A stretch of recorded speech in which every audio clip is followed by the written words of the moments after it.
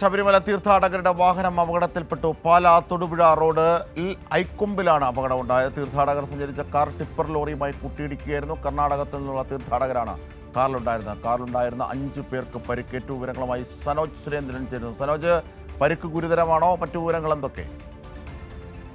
നിലവിൽ പരിക്കേറ്റവരുടെ നില ഗുരുതരമല്ല എന്നുള്ളതാണ് ആശുപത്രിയിൽ നിന്നും നമുക്ക് ലഭിച്ചിട്ടുള്ള വിവരം.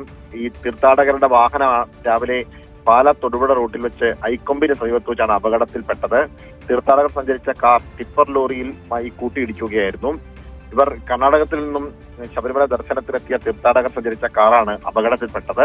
ഇതിൽ 5 പേരാണ് ഉണ്ടായിരുന്നത്. ഈ പരിക്കേറ്റവരിൽ 7 വയസ്സുള്ള ഒരു കുട്ടി ഉണ്ടായിരുന്നു.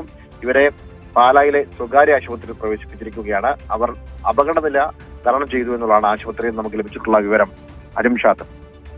ശരി സനോജ് സുരേന്ദ്രനാണ് വിശദാംശങ്ങൾ നൽകിയത്. ശബരിമല തീർത്ഥാടകർക്ക് 5 പേർക്കാണ് പരിക്കേറ്റത്. വാഹനാപകടം.